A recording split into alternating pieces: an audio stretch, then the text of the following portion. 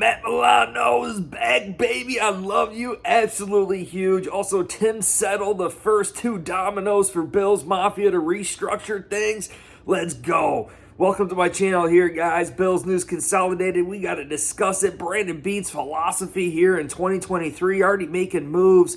Sneaky moves here. We didn't fire Leslie Frazier. We didn't fire Chad Hall. But I think the discussion was there that, we needed to upgrade. We needed to get better. And I think the writing was on the wall. If you wanted to take a different opportunity, we might end up having to get rid of you there. And going into this free agency, pre-free agency, Brandon Beane's philosophy, some of the deficiencies that we had was, yes, this wide receiver crew as a whole was a total letdown in 2022 between Gabe Davis and just everything. Even Stephon Diggs, something was missing there. Rotating guys, Crowder going down in the slot position, just an utter mess. And then defensively, going back to 13 seconds and just all these times, even if you go back to that playoff game, the first playoff game against Houston, giving up that huge pass to Taiwan Jones, in these back-breaking moments, when our backs are up against the wall, you need to rise to that occasion. You got to play your best ball. And I think Leslie Frazier just did not do a good job in those pressure situations.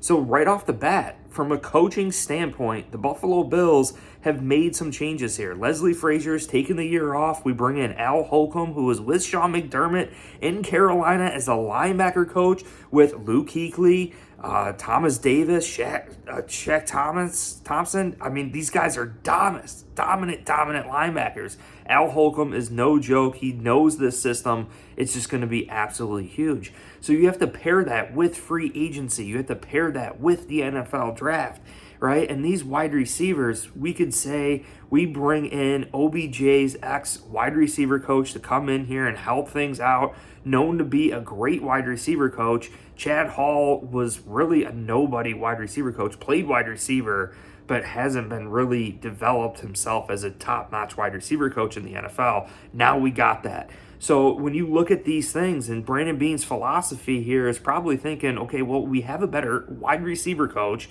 He's definitely going to make our wide receivers better and get the most of our wide receivers. Now we have a new defensive assistant, plus Sean McDermott could very well be calling the plays here. I think we're going to be getting the most out of this defense.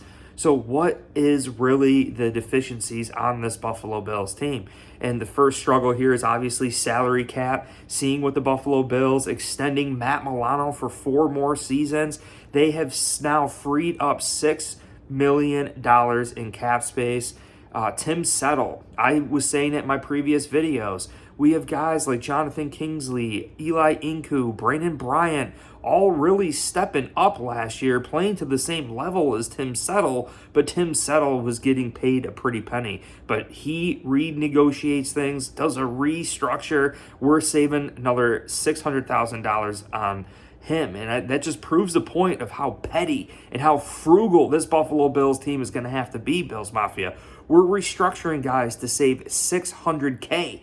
I mean, we never see Brandon Beane get stupid with his money, but going into free agency here, we have to take a look at the free agents.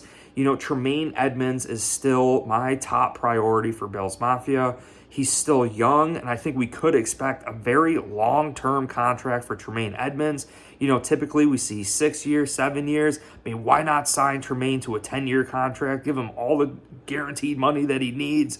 And we just locked up Matt Milano.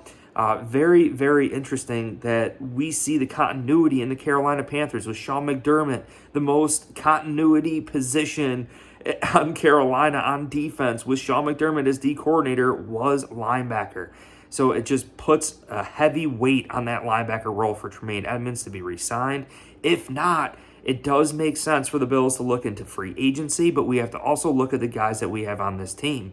Balin Spector actually filled in last year and did a very decent job, and Terrell Bernard, higher draft pick last year, did a very decent job too as well. So we do have some guys in-house, and I've been stating that, this money allocated to the defensive line frees up things for the linebackers. It frees things up for the safeties, right? It allows them to utilize their instincts and their speed reading and reacting, just being that freaking sledgehammer in the middle of the field to create forced fumbles, interceptions, batted balls, just doing a little bit of everything. That is what we need out of that linebacker position, and instincts is a God-given trait, right? And you couple that with speed. If someone's a little bit slower and they lack the instincts, they're going to be very, very slow. But if you have someone that's fast and has the instincts, very, very dangerous, right? So I think the Buffalo Bills are definitely eyeing that up. They should probably address that in free agency, but I don't see them making a huge splurge after a guy like Tremaine Edmonds. I think they would definitely roll with even Balin Spector or Terrell Bernard. And also defensively, I would like to see us potentially bring in another defensive tackle. Jordan Phillips is missing. We don't have Shaq Lawson. That is missing.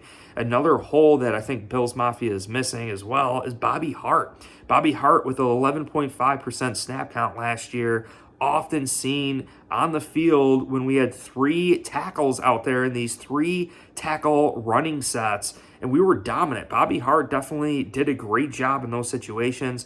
So does Buffalo Bills bring in another tackle? Do they bring in Bobby Hart again? Do they potentially sign a guy in this year's NFL draft like Darnell Washington, who's 6'8", 370 pounds, who would not only offer us an ability to make those blocks, but also go out and receive some catches? I think that is definitely something we have to eye up here. So getting back to free agency, I think really the smartest moves for Brandon Beane is to re-sign Tremaine Edmonds. That is top priority. I'm doing whatever I can to sign Tremaine Edmonds.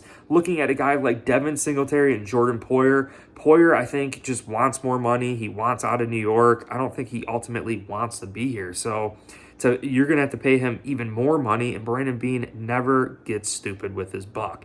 Devin Singletary versus Jamal Williams. I think Devin Singletary knows his playbook. He knows everyone. He's got a great relationship with James Cook, but who is the top priority?